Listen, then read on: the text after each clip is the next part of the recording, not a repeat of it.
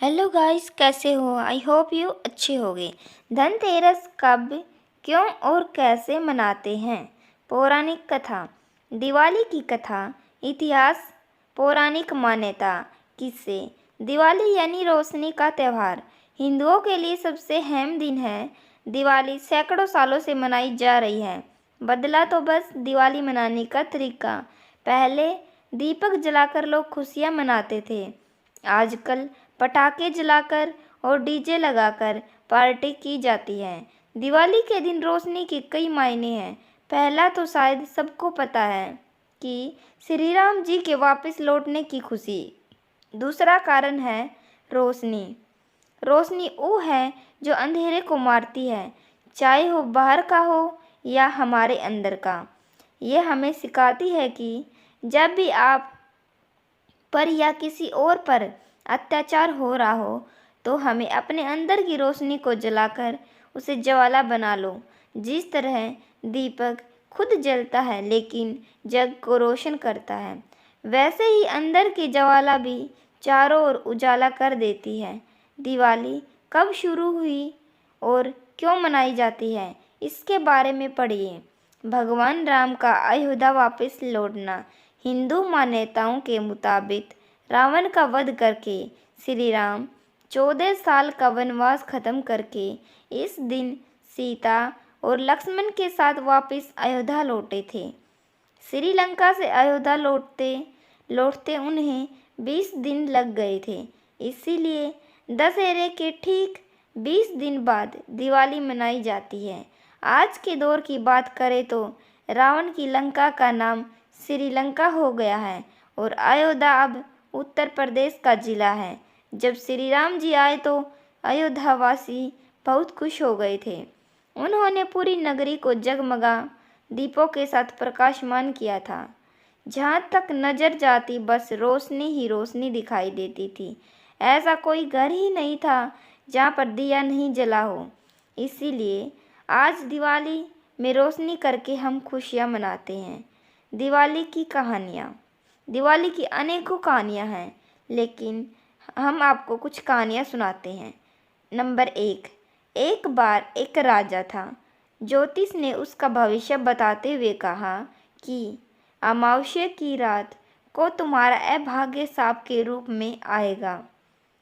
इसलिए राजा ने सभी को आदेश दिया कि इस दिन वो सारे शहर को प्रकाशित करें। राजा की पत्नी भी पूरी रात सर्प देवता का गुणगान कर रही थी कि अचानक जहाँ राजा सोया था वहाँ का दीपक बुझ गया और सांप ने उसे डस लिया। राजा की मौके पर ही मृत्यु हो गई। रानी लगातार सर्प देवता का गुणगान कर रही थी। इस पर खुश होकर सर्प देव ने रानी से कोई वर मांगने को कहा। इस पर रानी ने राजा का जीवन दान मांगा।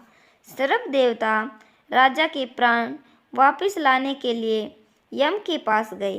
राजा का जीवन मंत्र पढ़ा गया तो शून्य नंबर दिखाई दिया, जिसका तात्पर्य हुआ कि राजा पृथ्वी पर अब जीवन समाप्त कर चुके हैं, यानी कि राजा का जीवन अब समाप्त हो चुका है। लेकिन सांप ने बड़ी चतुराई से आगे 7 नंबर डाल दिया। जब यम ने पत्र देखा तो कहा, लगता है कि मर्त शरीर को अपने जीवन के 70 साल और देखना है, लेकिन जल्दी से इसे वापस ले जाओ। सर्प देवता राजा की आत्मा को वापस ले आए। राजा के प्राण वापस आने पर पूरी प्रजा ने रोशनी जलाकर खुशियां मनाई। पूरी प्रजा ने दीपक जलाकर रोशनी प्रकट की और खुशियां मनाई। नंबर 2। जब देवता और राक्षसों द्वारा समुद्र मंथन चल रहा था, तब कार्तिक अमावस्या पर देवी लक्ष्मी क्षीर सागर यानी कि दूध का लौकिक सागर से ब्रह्मांड में आई थी। तभी से माता लक्ष्मी के जन्मदिन की उपलक्ष्य में दिवाली का त्यौहार मनाया जाता है। जब से ही दिए जलाए जाते हैं, रोशनी की जाती है। माता लक्ष्मी के आने की खुशी में रोशनी की जाती है। नंबर 3।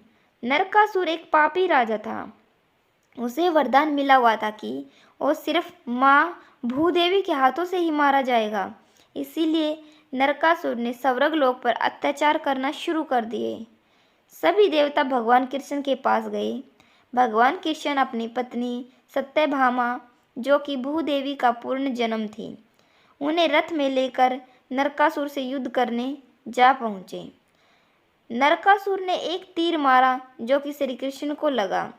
सत्यभामा इसे गुस्से में आ गई। सत्यभामा ने तीर से नरकासुर का वध कर दिया।